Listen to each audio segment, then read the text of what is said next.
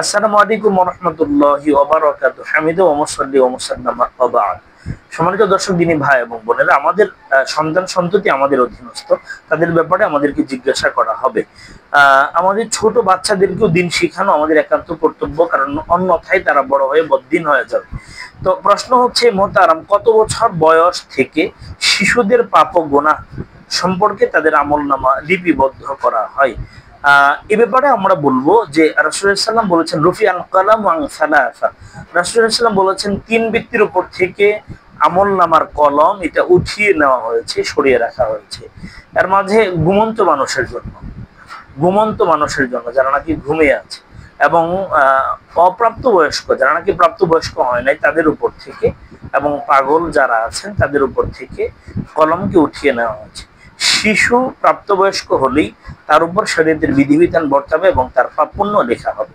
আলী রাদিয়াল্লাহু তাআলা আনহু থেকে বর্ণনা, তিনি বলেন, নবী করিম সাল্লাল্লাহু আলাইহি সাল্লাম বলেছেন, তিন ধরনের লোকের উপর থেকে কলম উঠিয়ে নেওয়া হয়েছে। তারা হলো ঘুমন্ত ব্যক্তি, যতক্ষণ না জাগ্রত হয়; নাবালেগ, যতক্ষণ না সে বালেগ হয়; এবং পাগল, যতক্ষণ না সে জ্ঞান সম্পন্ন হয়।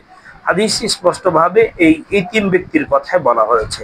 তার মানে এখান থেকে আমরা দেখতে পেলাম যে বালেগ হওয়ার আগ পর্যন্ত তাদের আমলনামা শুরু হয় না। কিন্তু দেখা যায় আমাদের সমাজে বর্তমান ফিতনার জামানায়, প্রযুক্তির উন্নতির সময়ে আমরা দেখি ছোট ছোট বাচ্চারা মোবাইলে আসক্ত হয়ে ছোটবেলা থেকে তারা আওরাত, গোপন বিষয় সম্পর্কে, লজ্জা, আওরাতের বিষয়, লজ্জার বিষয়, এই সমস্ত গোপন বিষয় সম্পর্কে তারা ওয়াকিফাল হয়ে যায়।